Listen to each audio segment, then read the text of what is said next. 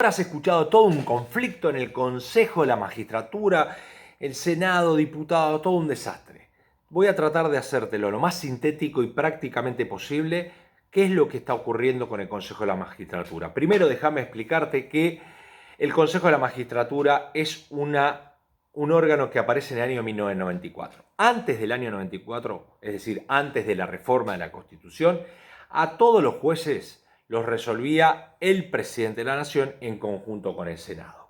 Cuando fue el Pacto de Olivos o Núcleo de Coincidencias Básicas, Alfonsín, que venía con algunas de estas ideas europeas, empieza a pensar un órgano con el cual haya mayor participación y que no lo resuelva la política, que vos para ser juez no tengas que ser amigo del presidente de la Nación para que te postules, sino que tenga otro tipo de representación. Y entonces aparece el artículo 114 de la reforma de la Constitución que trata del Consejo de la Magistratura.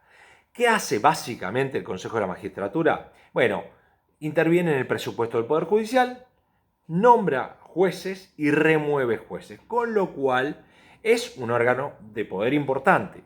Pensá también que es un órgano colegiado, no hay una persona que pueda resolver sola en el Consejo de la Magistratura, ni aunque sea presidente, ni vicepresidente, ni nada por el estilo. Pero fíjate el poder que tiene este cuerpo colegiado. ¿Qué dice la Constitución? Que una ley especial va a reglamentar cómo va a ser ese Consejo de la Magistratura. ¿Por qué no dice los números, los nombres y quiénes deberían integrar qué órganos? Porque no se pusieron de acuerdo en la convención, esta es la verdad. Todos los convencionales dicen, los que estuvieron allá presentes y se charló este tema, que intentaron poner taxativamente quiénes eran los representantes que tenían que estar en el Consejo de la Magistratura, pero no se pusieron de acuerdo. Entonces dice que una ley especial lo va a resolver. Esa ley especial primero se aprobó en el año 1997. Allí había 20 miembros. Miembros del Poder Judicial, miembros del Poder Ejecutivo, miembros del Poder Legislativo, miembros de la Academia, etcétera, etcétera. Y abogados, ¿no? O sea, el colegio de abogados. Bien, el artículo 14 dice, solo da ideas directrices. Un párrafo dice, el Consejo será integrado periódicamente de modo que se procure el equilibrio entre la representación de los órganos políticos resultante de las elecciones populares, de los jueces de todas las instancias y de los abogados de la matrícula federal. Bien, la palabra clave acá es que procure el equilibrio. No hay igualdad, pero sí equilibrio. Esto se cumplió en la ley del año 1997, donde había un equilibrio entre todos los órganos. En el año 2006, durante el kirchnerismo, se reformó esta ley. Y pasó de 20 miembros a 13. ¿Esto qué hizo? Que el poder político tenga más peso que el poder académico o el poder judicial. ¿Por qué? Porque hay integración de 2 abogados en esta última ley, un miembro del Poder Ejecutivo, 3 jueces, un académico y 6 del Poder Legislativo. Es decir, le estaba dando más peso al Poder Legislativo. Desde el día 1 esto se intuía y algunos advertían que iba a ser declarado de manera inconstitucional. El Colegio Público de Abogados de la Capital Federal presenta un recurso extraordinario en donde en realidad es una acción de declaración de inconstitucionalidad. Todo el mundo ya sabía que eso iba a prosperar y que se iba a declarar la inconstitucionalidad. Y esto ocurrió. ¿Cuándo ocurrió? El 16 de diciembre del 2021. Declaran inconstitucional la ley. Y dice la Corte, esta ley es inconstitucional. El Congreso tiene 120 días para realizar una nueva ley. Si no, volverá a la ley anterior, la ley derogada. Esto fue aprobado por todos los miembros en general y Lorenzetti hizo un fallo en disidencia, una postilla en disidencia, diciendo que estaba de acuerdo con el nudo de la cuestión, es decir, que claramente era inconstitucional, pero lo que no estaba de acuerdo con volver atrás con una ley derogada. Pero bueno, la mayoría dijo, ustedes, Poder Legislativo, tienen 120 días para hacer una nueva ley. ¿Qué hizo el Congreso? Nada.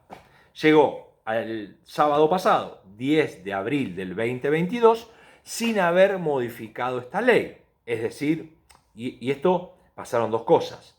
La asesora legal del Poder Ejecutivo, Ibarra, dijo que ellos habían hecho la tarea, pero que el legislativo no lo había hecho.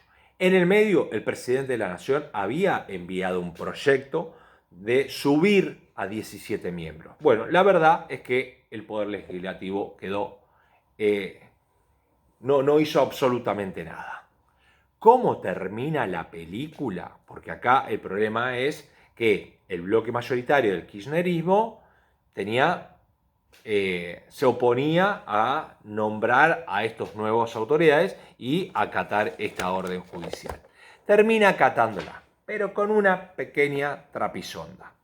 El Senado, digamos, los representantes del Senado eran 2 por la mayoría, 1 por la primera minoría y otro por la segunda minoría. Es decir, el que tiene más número, el otro que sigue más número y el otro que sigue más número. El Frente de Todos en el Senado tenía 35 miembros. La Unión Cívica Radical tenía 18 miembros. El PRO tenía 9 miembros en el Senado. El día que se iba a proclamar los nuevos miembros del Consejo de la Magistratura, por la minoría Reyes por la UCR y Luis Juez por el PRO, Cristina Fernández o el Frente de Todos rompe el bloque. De manera tal que el primer bloque, que ahora se va a llamar ya no Frente de Todos, sino Frente Nacional y Popular, tiene 21 miembros.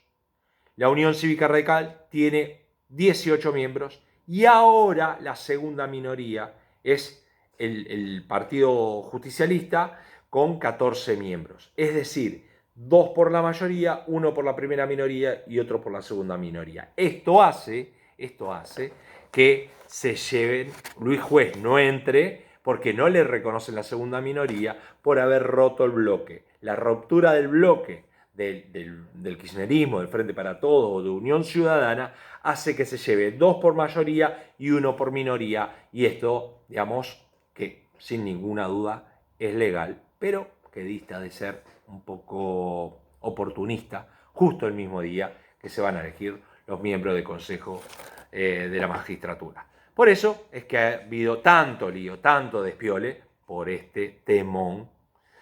Y otra última postilla es que al volver atrás el presidente del Poder de la Corte Suprema de Justicia es presidente del Consejo de la Magistratura, como lo era en la ley anterior. Espero haberte ayudado con esto.